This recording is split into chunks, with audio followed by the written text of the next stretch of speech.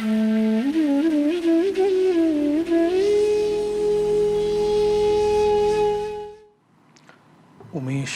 कौन है?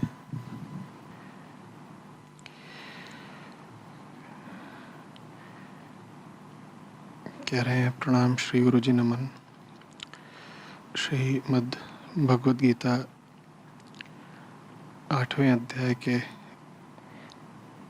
7वें श्लोक में कहा गया है, हर समय मुझे स्मरण करो, हर समय मुझे स्मरण करो। तो पूछ रहे हैं कि यह बात सिर्फ नाम स्मरण के संदर्भ में कही गई है या कुछ और अर्थ है? समझाने की कृपा करें।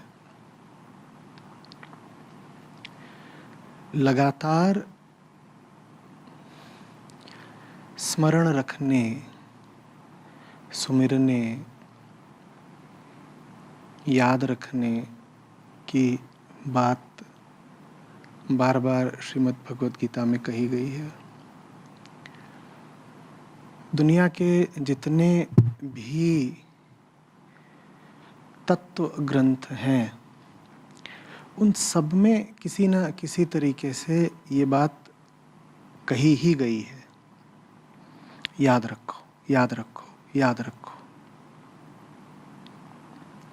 आप कबीर साहब के पास जाएं, आप गुरु ग्रंथ साहब पे जाएं, आप बाइबल पर जाइए, आप कुरान की तरफ जाइए, ज्ञान मार्ग के ऋषियों की वाणी सुनिए, भक्ति मार्ग के संतों के भजन पढ़िए। बार बार वही बात, याद रखो। तो फिर जीव को उत्सुकता उठती है कि क्या याद रखने की बात कही जा रही है भाई। खास तौर पर इसलिए भी क्योंकि सभी ने ये भी कहा है कि वो जो परम तत्व है उसका कोई नाम नहीं हो सकता, कोई आकार नहीं हो सकता, कोई रूप नहीं हो सकता, कोई गुण नहीं है उसके, कोई प्रकृति नहीं है उसकी, कोई लक्षण नहीं है उसके, कोई आकार, कोई विस्तार नहीं, कोई छवि नहीं उसकी, कोई प्रतिमा नहीं। तो याद रखें तो रखें क्या? उलझन क्या है ये स्पष्ट हो रहा है। उमेश जी के माध्यम से ये प्रश्न हमारे पास आया है। प्रश्न क्या है, सबको स्पष्ट है कि एक तरफ तो सब जानने वालों ने कहा कि उसको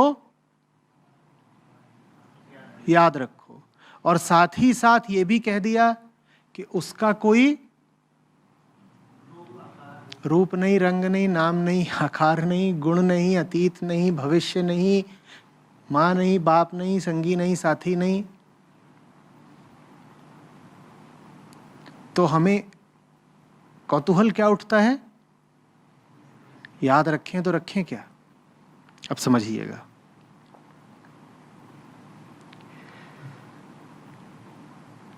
याद तो हम रखते ही हैं ना। आदमी माने याद। कोई बैठा है यहां पर ऐसा जिसे किसी भी पल कुछ याद न रहा हो? चेतना माने स्मृति।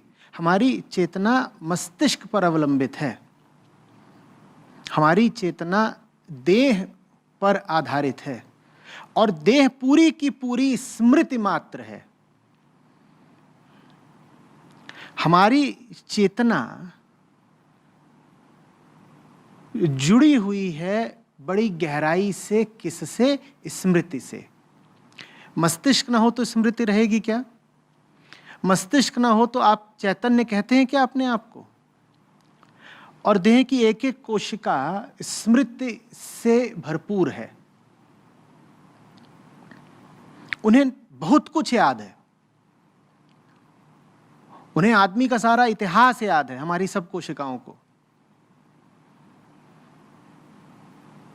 आपके घर में बच्चा पैदा होता है, बच्चे के शरीर को कैसे पता कि बाल काले ही होने चाहिए, आंखों का रंग काला ही होना चाहिए? कैसे पता? क्योंकि हिंदुस्तानी हो भाई। माँ के बाल भी काले हैं, पिता के बाल भी काले हैं, माँ की आंखें भी काली, पिता की आंखें भी काली, तो बच्चे क्या?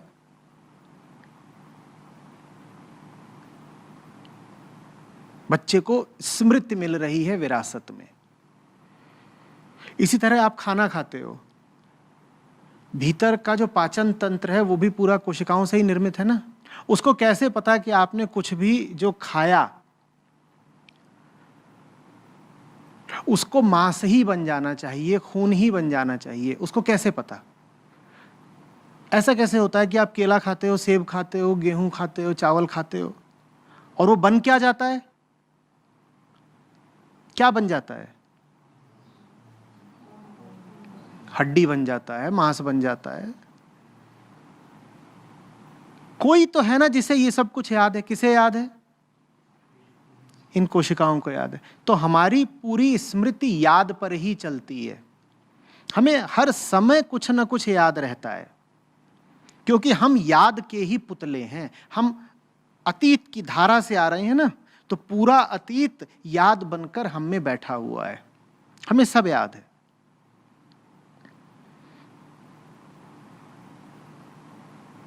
तभी तो देखते नहीं हो कई बार, फिर वही बच्चे पर आता हूं वापस। बच्चा पैदा होता है, तुरंत सब कहते हैं अरे दादी पर गया है।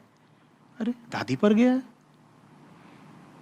माँ बाप छोड़ दो, बच्चे की कोशिकाओं को दादी की भी याद है, और दादी की नहीं याद है, परदादी की, और पीछे जब तुम जंगल में थे तब की भी सारी याद इनमें बैठी हुई है। हाँ, वो बहुत छुप कर बैठी है। आप याद अगर करना चाहेंगे कि उस समय जंगल में क्या हो रहा था, तो आपको कुछ नहीं याद आएगा, लेकिन याद मौजूद तो है ही। तो इसीलिए आदमी कभी भी याद से मुक्त नहीं हो पाता। आप हर समय कुछ ना कुछ याद ही करते रहते हैं। मस्तिष्क की सारी सामग्री स्मृति ही है। खाली हो पाते हैं कभी भी याद से? खाली हो पाते हैं क्या? हर समय दिमाग में कुछ ना कुछ घूमता रहता है ना। दिमाग में कुछ घूमता रहता है माने दिमाग को कुछ ना कुछ याद है। दिमाग को कुछ ना कुछ याद है, और जो दिमाग को याद है वही दिमाग का बोझ है। ऐसे समझ लो कि दिमाग को वही सब कुछ याद होगा ना जो साकार होगा, भौतिक होगा, सांसारिक होगा। और जिन संतों ऋषियों ने तुम्हें याद रखने को कहा, उन्होंने तुम्हें यह भी बताया कि जो याद रखने लायक है वो मन की पहुंच से आगे का है। बार बार कहते हैं ना उपनिषद, वाणी उसका उल्लेख नहीं कर सकती, मन उस तक पहुंच नहीं सकता। तो ये तो मजेदार बात हो गई। जो याद रखने लायक है मन उस तक तो पहुंच नहीं सकता, लेकिन मन यादों से फिर भी भरा रहता है। किसकी यादों से? वही पुरानी यादें।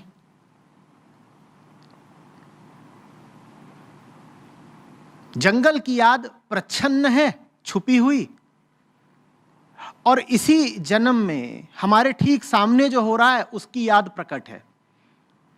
तो याद घूम रही है, बचपन का कोई दोस्त है, याद आ गई, उसकी उदासी छा गई। आशा भी तो एक प्रकार की स्मृति है ना। हम भविष्य को भी याद ही करते हैं। बड़ी अजीब बात है, हम अतीत को ही नहीं, हम भविष्य को भी याद ही करते हैं। जो भी मन में चल रहा है वो याद ही है। तो जो याद करने लायक है वो याद करा नहीं जा सकता, लेकिन याद हम दिन भर करते रहते हैं। किसको? फिर यही दुनिया के मसलों को, लौंग और लहसुन, ये हमें याद रहते हैं, खूब याद रहते हैं, खूब याद रहते हैं। चेतना की जागृत अवस्था को छोड़ दो, ये तो हमें सोते हुए भी याद रहते हैं। सोते समय भी यादों में कुछ ना कुछ घूम ही रहा होता है। लेकिन जो याद में बसना चाहिए हमारी मजबूरी ये है कि उसे यादों में बसाया जा नहीं सकता। वो इतना विराट है, ऐसा असीम है कि वो इस छोटे से खोपड़े में घुसने वाला नहीं, उसका तसव्वुर नहीं किया जा सकता, वो कल्पनातीत है। बात समझ में आ रही है? तो हमारी हालत तो फिर बड़ी शोचनीय हो गई। जो इस योग्य है कि प्रतिपल स्मरण रखा जाए, उसका स्मरण करने की हम में सामर्थ्य नहीं। जीव का निर्माण ही ऐसा नहीं हुआ है कि वो सत्य को अपनी क्षमता के भीतर उतार ले। जीव तो सत्य में उतर सकता है, सत्य जीव में नहीं उतर सकता। अरे भाई, एक कटोरा समुद्र में उतर सकता है कि नहीं उतर सकता? पर समुद्र कटोरे में उतर सकता है क्या? हाँ। तो जीव तो सत्य में उतर सकता है, पर सत्य जीव में नहीं उतर सकता। अब ये तो बड़ी विवशता की हालत हो गई। क्या करें? दोनों तरफ से मार खा रहे हैं। जो याद रखना चाहिए उसे याद रखा ही नहीं जा सकता, लेकिन ये मन है कि बिना याद करे मानेगा नहीं, इसे लगातार कुछ ना कुछ याद रखना है। तो फिर ये क्या याद रखता है? दिन भर ये कहां जाकर बैठा रहता है? क्या याद रखता है? सब गोरख धंधे। परसों वो फलाने ने 50 रुपए ले लिए थे, अभी तक लौटाए नहीं। आज शाम को खाने में क्या बनेगा?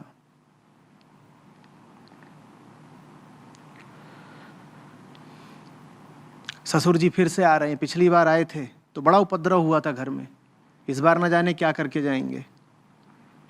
यही सब चलता है दिमाग में कि नहीं चलता है? बोलो, यही सब चलता है ना? मन की सामग्री और क्या है? यही तो है। मन माने वो जिसमें कुछ न कुछ कचरा लगातार पड़ा हुआ है और घूम रहा है। सिर्फ पड़ा ही नहीं है, घूम रहा है। तो नाम स्मरण को या स्मरण को एक उद्देश्य की तरह नहीं, एक विधि की तरह बताया गया है। अंतर साफ समझ लीजिए। जब आपसे कहा जाता है कि सुमिरो या याद रखो या स्मरण रखो, तो स्मरण रखना उद्देश्य नहीं है, विधि है। उद्देश्य वो होता है जो प्राप्त किया जा सके। प्राप्त तो ये उद्देश्य किया ही नहीं जा सकता, क्योंकि वो जो है परम तत्व, उसको याद करना संभव ही नहीं है। तो ये उद्देश्य नहीं है उसको याद रखना, उद्देश्य बिल्कुल नहीं है, विधि है। विधि कैसे है? उसको याद करने की कोशिश करोगे तो चुनौती इतनी बड़ी है कि उसी चुनौती से जूझते रह जाओगे। तुम्हारी सारी शक्ति लग जाएगी उसको याद करने में। याद तो उसको तब भी नहीं कर सकते, लेकिन उसको याद करने के प्रयत्न में पूरी करिए भाई मेरी बात। कम से कम जमीनी गोरख धंधे से तो आजाद हो जाओगे। उसको तो याद कभी कर नहीं पाओगे। इस गलतफहमी में तो रहना मत। उसको पकड़ करके कभी यहां नहीं उतार पाओगे। लेकिन समुंदर में उतरेगा कटोरा तो कटोरे में जो गंदगी पड़ी हुई थी वो तो धुल जाएगी ना। समुंदर कटोरे में नहीं समा पाएगा, लेकिन कटोरा साफ हो जाएगा। यह है विधि, उपाय की तरह बताया गया है।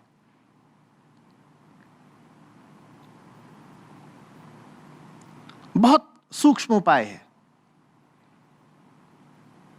लेकिन ये उपाय भी हम पर विफल हो जाता है। बताओ क्यों?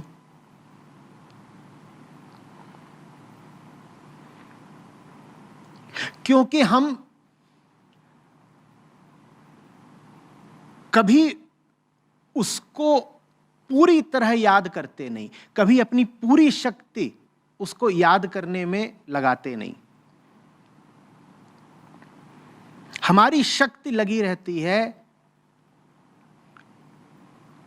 सांसारिक चीजों को ही पकड़ने में, इन्हीं चीजों को याद रखने में।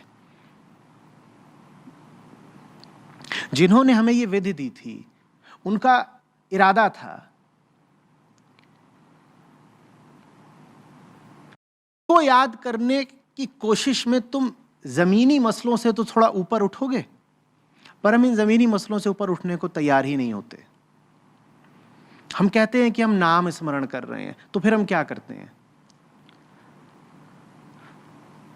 हम जपते रहते हैं राम राम राम राम या कुछ भी और, कभी सतनाम बोलेंगे, कभी ओंकार बोलेंगे, कभी कुछ और साथ ही साथ मन की सामग्री यथावत पड़ी रहती है। हमने ये कुटिल संतुलन बनाना बखूबी सीख लिया है। हम दोनों काम एक साथ कर जाते हैं। कोई पूछेगा कर क्या रहे हो, तो कहेंगे अभी सुमिरन कर रहे हैं, और उस सुमिरन चल रहा है बहुत ऊपर ऊपर सतह पर। नीचे नीचे क्या चल रहा है? नीचे नीचे यही सब, बाजार की याद, काम की याद, रुपए पैसे की याद, जाने मन की याद, ये सब चल रहे हैं। ये नहीं हट रहे। ऊपर ऊपर उसकी याद, अंदर अंदर तो हमारा अपना संसार है भाई, व्यक्तिगत। इसी को फिर साहब कह गए हैं,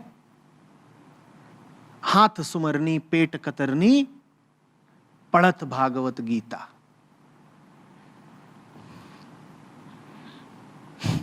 हाथ में सुमरनी है, सुमरनी माने माला जप रहे हैं हाथ में, और पेट में क्या है? कतरनी, कैंची। तो ऐसा नाम जपने से, ऐसे सुमिरन से तुम्हें कोई लाभ होने वाला है? तुम्हें कोई लाभ होने वाला है? मूल बात यह नहीं है कि उसको याद किया कि नहीं किया, मूल बात यह है कि इसको भुलाया कि नहीं भुलाया। किसको? ये लौंग लहसुन, ये हींग में थी, ये रोज के लफड़े पचड़े, इनसे थोड़ा ऊपर उठे कि नहीं उठे, मूल बात यह है। मैं फिर आपसे कह रहा हूं, उसको याद करना उद्देश्य नहीं हो सकता, क्योंकि उसको तो याद किया ही नहीं जा सकता। अगर वो ऐसा हो गया कि हमारी याद में समायोजित हो पाए, तो फिर वो चीज ही बहुत छोटी हो गया, और छोटी चीज हमारे काम क्या आएगी? भला हो उसका जो हमारी पहुंच से बाहर का है, क्योंकि अगर हमारी पहुंच के भीतर का हो गया तो हम उसे भी गंदा कर देंगे। अपनी पहुंच के भीतर के किसी भी क्षेत्र को हमने निर्मल रहने दिया है क्या? अगर हम किसी भी चीज पर हाथ रख सकते हैं तो उसको क्या कर देते हैं? गंदा। तो समझाने वालों ने हमें बार बार समझाया, वो तुम्हारी समझ से बाहर का है भाई, उसको अपनी जेब में रखने की कोशिश मत करो, तुम उसकी जेब में जाकर बैठो, इसी में भलाई है तुम्हारी। लेकिन हम बड़े बादशाह लोग हैं, हम उसको भी अपनी जेब में रखना चाहते हैं, बड़े कपटी तरीकों से। कहेंगे नहीं, घोषणा करके नहीं।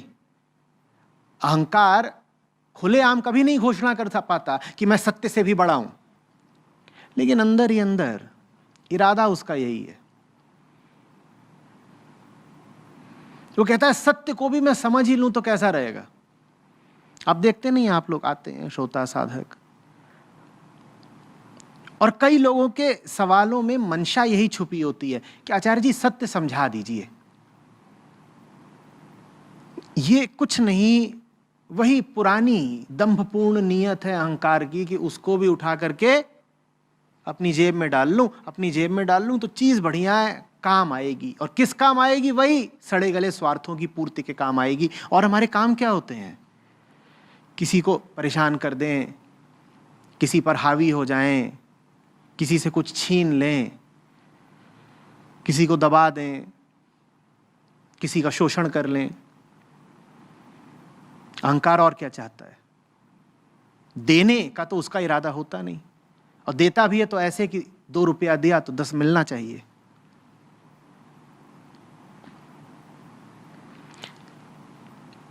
अहंकार अध्यात्म को भी इस्तेमाल करता है अपने हथियार की तरह, और इससे घटिया काम हो नहीं सकता। यही वजह है कि कई बार आध्यात्मिक आदमी, धार्मिक आदमी साधारण सामान्य लोगों से भी निकृष्ट होते हैं, गए गुजरे होते हैं।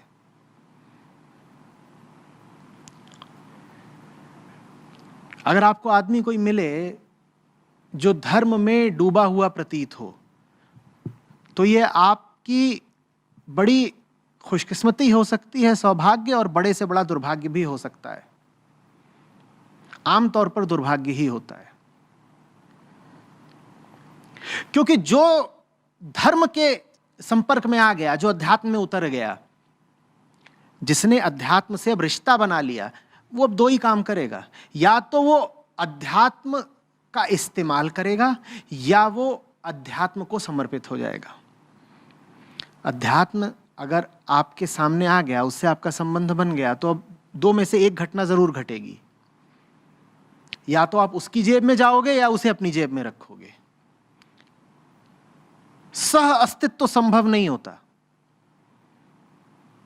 दूर दूर का रिश्ता बनता नहीं है। परम शक्ति की जो बात करने लग गया, वो या तो ऐसा होगा कि वो परम शक्ति को समर्पित हो गया है, या उस व्यक्ति का इरादा ये होगा कि परम शक्ति को इस्तेमाल करके अपना स्वार्थ सिद्ध करे। ये दोनों कोटियां समझ में आ रही हैं आपको? जो परम तत्व का नाम लेने लग गया, या तो उसका इरादा ये होगा कि मैं परम तत्व में घुल जाऊं, मिल जाऊं, उसी में लीन हो जाऊं और शांति मिल जाए, मुक्ति मिल जाए। या तो उसका यह इरादा होगा, या फिर उसका इरादा यह होगा कि मैं परम तत्व, परम शक्ति का अपने सीमित और स्वार्थी इरादों के लिए इस्तेमाल करके और ताकतवर हो जाऊं। या तो वो बिकेगा सच्चाई के हाथों, या फिर वो सच्चाई को हड़पेगा ऊंचे दामों बेचने के लिए। आमतौर पर जो लोग अध्यात्म की राह चलते हैं, वो इसीलिए चलते हैं ताकि फिर सच्चाई को ऊंचे दाम बेच सकें। बेच के क्या पाएंगे? वही जो हर आदमी को चाहिए, काम की सिद्धि,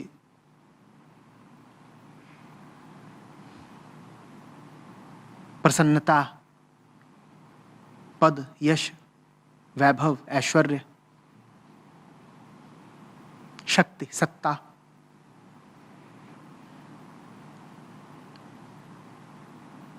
आमोद प्रमोद, विलास, भोग।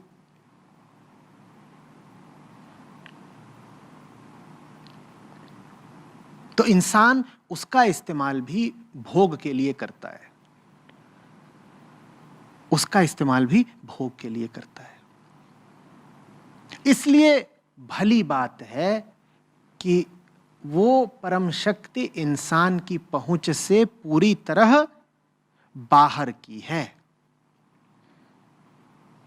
हमारे हाथों की पहुंच से बाहर की है। उस तक अगर कुछ पहुंचती है तो हमारी वेदना, हमारी प्रार्थना, हमारा समर्पण पहुंचता है, दुआ पहुंचती है।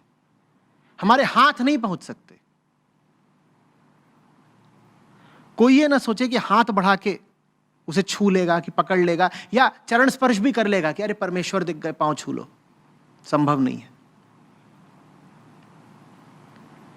उस तक अधिक से अधिक क्या पहुंच सकती है? तुम्हारी पुकार, तुम्हारे आंसू।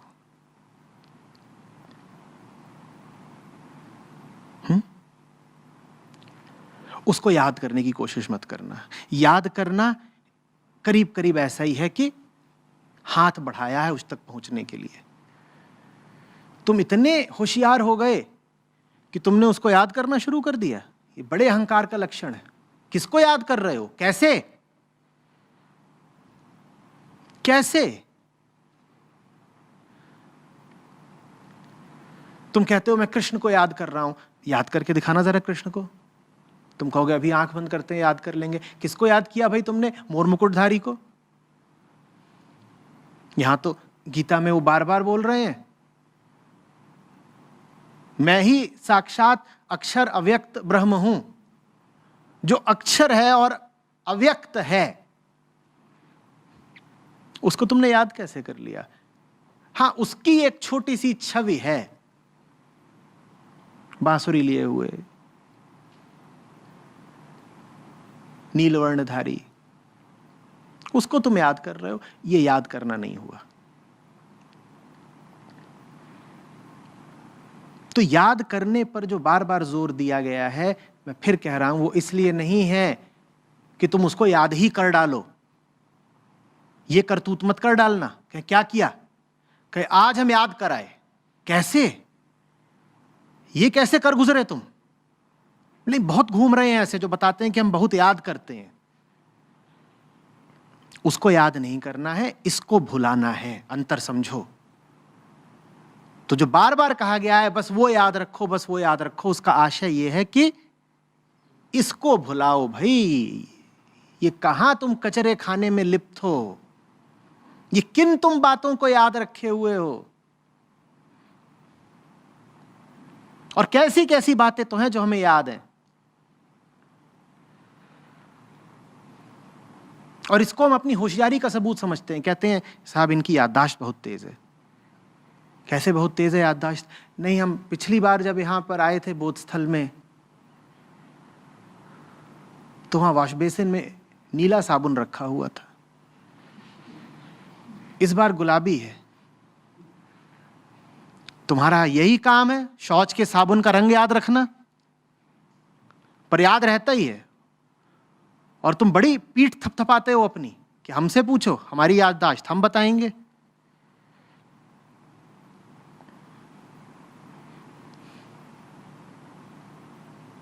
प्रियतम, आज का दिन बहुत खास है। क्यों? आज तुमने पहली बार आलू पैटी साथ खाई थी। अरे जान छोड़ दो उसकी, काहे मारे डाल रहे हो? तुमसे भूल ही नहीं जाती ये सब चीजें। तुम ये टुच्चई सब याद रखते हो।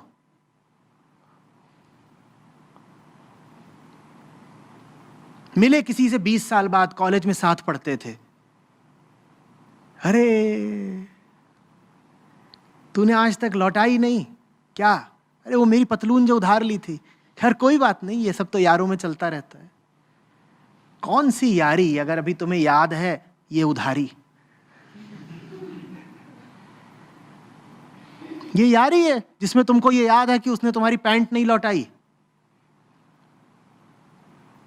और भूल पाते हो क्या? बोलो, भूल पाते हो? एल्बम पर एल्बम है, स्मृतियां ही। और अब तो मामला डिजिटल है, अब तो भूलने का सवाल ही नहीं।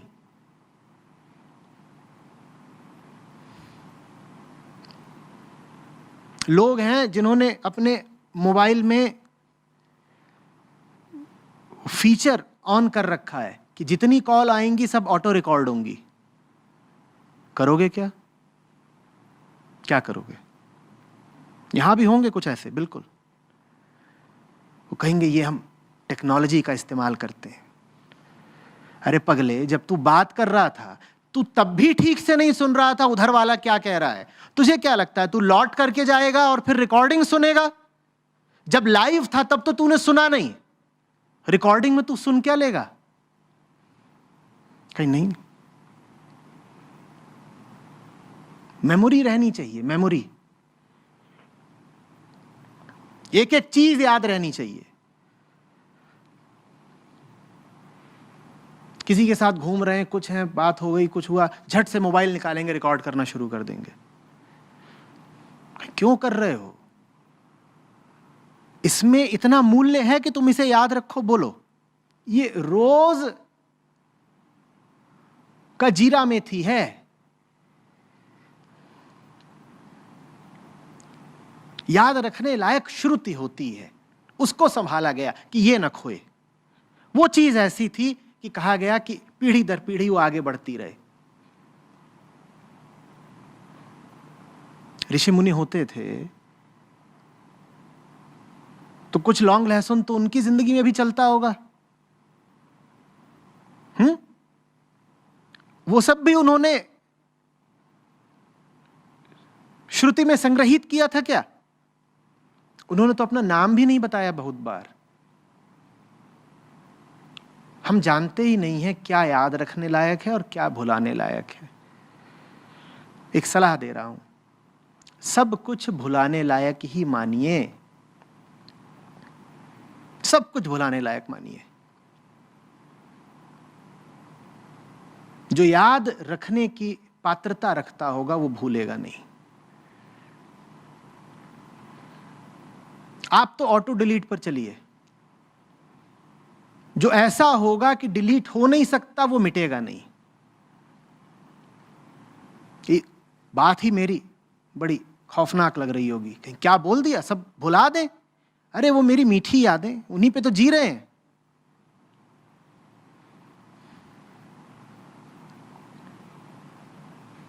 और उन यादों का ताल्लुक आशाओं से है आगे की।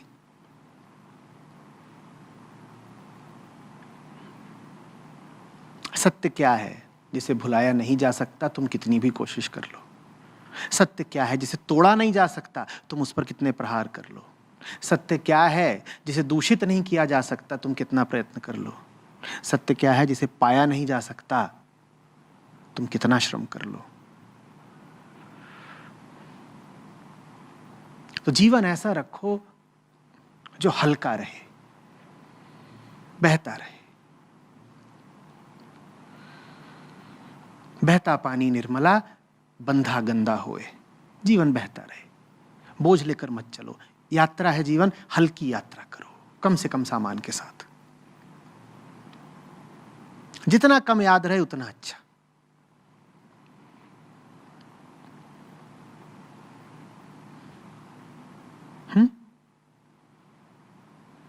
जितना कम याद रहे उतना अच्छा। खोपड़ा खाली ही भला। खाली होगा तो उसमें दिव्यता उतरती है, हमारे बुलाने से नहीं, हम हमारे आप नहीं, अपने आप। ये अर्थ है सुमिरन का। सुमिरन का अर्थ है मत याद रखो। स्मरण करने का अर्थ है मत स्मरण रखो। सत्य का स्मरण निरंतर बना रहे, इसका अर्थ बस इतना सा ही है कि झूठ कोई स्मरण रखने वाली बात है। उलट कर पढ़ो। कहा गया है सच को लगातार याद रखो, इसको ऐसे पढ़ो कि झूठ को लगातार भुलाते चलो। कहा हमसे गया है सच को लगातार याद रखो, पर जीवन में इसका व्यावहारिक अनुवाद होगा कि झूठ को लगातार भुलाते चलो। ये सीख है। श्री कृष्ण 8वें अध्याय में जो बात कह रहे हैं, जिसको लेकर उमेश जी ने प्रश्न किया है, ये सीख है श्री कृष्ण की। झूठ को लगातार भुलाते चलो। झूठ को लगातार भुलाते चलने से सत्य की सिद्धि स्वयमेव हो जाती है। सच नहीं मिलता सच के पीछे फंदा लेकर दौड़ने से। अधिकांश साधकों के मन में कुछ ऐसी ही छवि होती है कि सच आगे आगे भागा जा रहा है और पीछे पीछे हम फंदा लेकर दौड़ रहे हैं। तो फेंक के मारेंगे, बच्चू बच के जाएगा कैसे? आ गया पकड़ में। नहीं, सच ऐसे नहीं मिलता। वो तुमसे बहुत ज्यादा तीव्र है। तुम होगे कितने भी कुटिल, वो तुमसे कहीं ज्यादा समझदार है। तुम उसे नहीं पकड़ पाओगे। वो किनको मिलता है? जो झूठ का हाथ, झूठ का पल्ला, झूठ का दामन छोड़ने को तैयार हो जाते हैं। तुम झूठ को छोड़ दो, सच मिला ही मिला है। वो तुम्हारे आमंत्रण की प्रतीक्षा भी नहीं करेगा। तुम झूठ छोड़ के देखो, फिर पाओ कि अरे ये तो उपलब्ध था। हम क्या व्यर्थ इसके पीछे दौड़ रहे थे, ये क्रिया वो क्रिया फलानी साधना। और झूठ को छोड़े बिना तुम कर लो कितनी साधना, समय खराब करोगे अपना। बात समझ में आ रही है? तो खेल सारा किसका है? सच को पाने का या झूठ को छोड़ने का? तो फिर मुझसे कहो आचार्य जी, जब झूठ को छोड़ने की सारी बात है तो ये सच सच सच सच इस शब्द का ही इस्तेमाल इतनी बार क्यों किया जाता है? क्यों किया जाता है? अगर झूठ को ही छोड़ना है तो सच की सत्ता भी है ऐसा हम क्यों माने? बस इतना हमसे कह दिया जाए कि भाई जो चीजें झूठ हैं, झूठ माने अनित्य हैं, असार हैं, क्षणभंगुर है, मिटने वाली हैं, द्वैतात्मक है, उनको छोड़ना है, हम छोड़ देंगे। तो सब फिर साधुओं संतों ने, धर्म ग्रंथों ने, ऋषियों मनीषियों ने सत्य की इतनी बात क्यों करी? इसलिए करी पगले, क्योंकि सत्य के आशीर्वाद के बिना तुम झूठ छोड़ नहीं पाओगे। झूठ बड़ा आकर्षक होता है। अपने बूते झूठ छोड़ के दिखा दो। अपने बूते झूठ छोड़कर दिखा दो। अपने बूते झूठ छोड़ना उतना ही मुश्किल है जितना मुश्किल है मक्खी के लिए कचरा छोड़ना या गुड़ छोड़ना। मक्खी गुड़ छोड़ सकती है, वैसे ही जीव झूठ नहीं छोड़ सकता। हमें बनाया कुछ ऐसा गया है कि आंखें झूठी की तरफ भागती। झूठ माने जो आकर्षक लग गया, जो ही चीज मन भावन लगी, मन वहीं जाकर बैठ जाता है। कुछ बढ़िया खाने का मिल गया, कोई नमकीन चेहरा दिख गया, कहीं रुपए पैसे की कुछ बात हो गई, फट से मन उड़ा, वहीं जाके बैठ गया। ऐसा होता है कि नहीं होता है? तो अपने बूते झूठ छोड़ना बड़ा मुश्किल है। सच की सत्ता इसलिए है, उसकी कृपा होगी, उसकी अनुकंपा होगी तो तुम में ये ताकत आएगी, तुम्हें ये प्रेरणा उठेगी कि झूठ को छोड़ दूं। प्रार्थना इसलिए की जाती है। प्रार्थना उससे ये मत करो कि तू नीचे उतरा, वो कहेगा अरे मेरे लिए नीचे ऊपर कुछ होता ही नहीं, ये सब विभाग तुम्हारे हैं। प्रार्थना उससे ये मत करो कि दर्शन दे दे, वो कहेगा ये सब बेकार की बातें। तुम कह रहे हो दर्शन दे दो, मैं आंखों के पीछे हूं। तुम तो चाह रहे हो आंखों के आगे आ जाऊं, मैं उससे कहीं ज्यादा करीब हूं, मैं आंखों के पीछे बैठा हूं। तो ये सब बेकार की बातें करो ही मत कि आज दर्शन दे दो, आज सामने आ जाओ, आज मदद कर दो। वे लो मदद कर दो। तुम प्रार्थना भी कर पा रहे हो, ये मेरी ही मदद है, और कौन सी मदद कर दूं तुम्हारी? तो ये सब बेकार की बातें हैं कि तुम मेरे लिए वो कर दो, वो कर दो। उसको लेकर उससे कोई प्रार्थना मत करो। उससे यही कहो इतनी ताकत दे दे कि अपने आप को छोड़ सकूं। मैं झूठ का पुतला हूं। यह प्रार्थना होती है। ये मत कहो तू मिल जाए मुझे, कहो ये छूट जाए। उसको मांगना बड़ी मूर्खता की बात है, क्योंकि वो मिला हुआ है। उसको पाना नहीं है, इसको गंवाना है। हमारी तकलीफ ये नहीं है कि हमें वो नहीं मिला हुआ, हमारी तकलीफ ये है कि हमें उसके अतिरिक्त, उसके अलावा भी बहुत कुछ मिला हुआ है।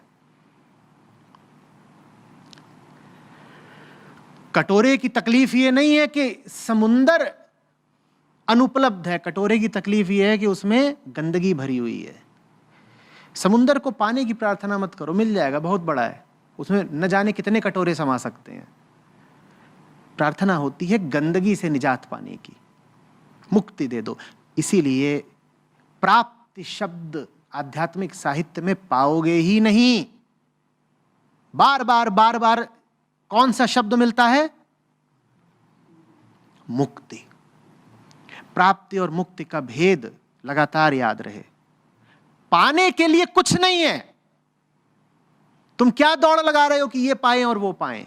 मुक्त होना है, सच नहीं पाना है, झूठ से मुक्त होना है। और ये दो बहुत अलग अलग बातें हैं भाई, इनका भेद समझो, दोहराओ। सच नहीं पाना है, झूठ से मुक्त होना है। हमें झूठ बड़ा प्यारा है, हम न जाने कैसे लोग हैं। झूठ जो झूठ जैसा हो वो तो हम पर हावी रहता ही है। झूठ जो छुपा हुआ है वो तो हम पर हावी रहता ही है। झूठ जिसकी पोल खुल चुकी है, हम उसको भी छोड़ने को राजी नहीं होते। है कि नहीं? बोलो। अब कौन सा सुमिरन करोगे जब झूठ का ही सुमिरन चल रहा है?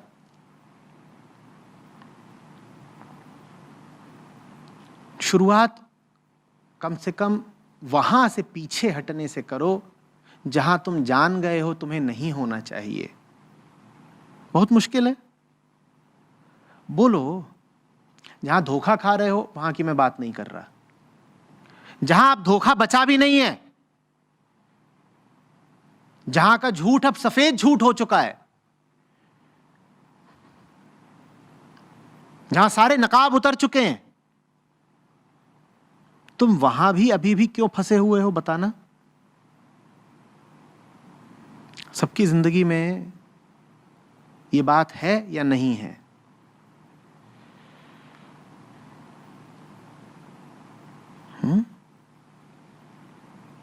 बिल्कुल मुश्किल नहीं है झूठ की चुनौती को स्वीकार करना, ताकत सब में है। कल हम यही बात कर रहे थे कि मजबूरी का रोना तो कोई रोए नहीं।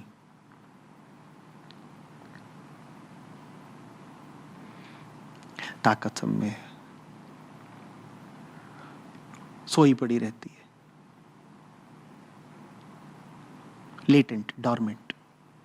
साइंस के विद्यार्थी इस्तेमाल करते हैं ना ये सब, पोटेंशियल एनर्जी सोई पड़ी है बहुत, सोई पड़ी है। जैसे पहाड़ के ऊपर रखा कोई पत्थर, पड़ा हुआ पत्थर है, सब आके उसको लात मार रहे हैं, कुछ दम नहीं उसमें। दम उसमें कितना है ये उसको पहाड़ से लुढ़का के देखो,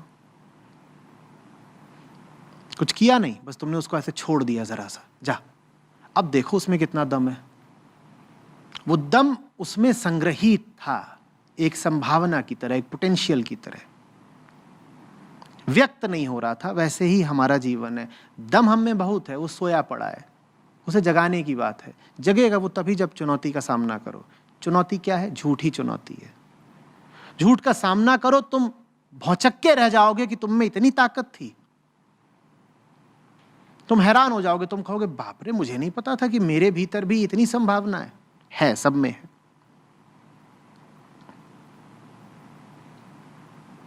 कमजोर कोई नहीं। कल क्या पूछा था हमने कि हाथी के पीछे कभी चूहों को चलते देखा है क्या? बाप हाथी हो तो औलादें चूहे जैसी हो सकती हैं? तो तुम चूहे कैसे हो गए? और अपने आप को बार बार चूहा बोल के तुम बाप का अपमान नहीं कर रहे हो क्या? क्योंकि चूहे का बाप तो चूहा ही होगा। एक तरफ तो बार बार कहते हो कि मेरा बाप वो परमपिता है, ऊपर परमपिता, परमपिता, यही कहते हो ना बार बार उसको, परमपिता। अगर उसी परमपिता की औलाद हो तो चूहे कैसे हो फिर? या चूहिया कैसे?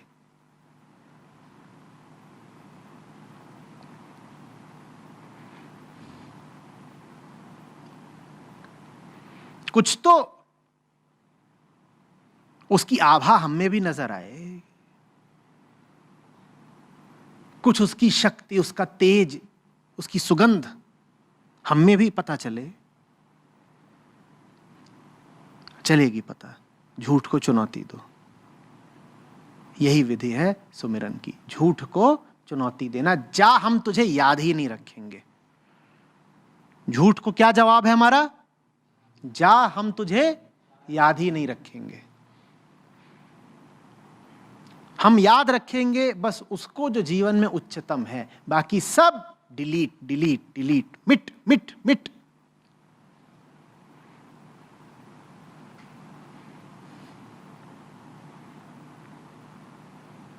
जो अमित है बस वही अमिट रहे, बाकी सब मिट मिट मिट। मित माने जानते हो क्या था? छोटा। अमित माने बहुत बड़ा। जो अमित है उसको ही रहने दो अमिट, बाकी सब चल मिट मिट मिट, ऑटो डिलीट। याद ही नहीं रखूंगा।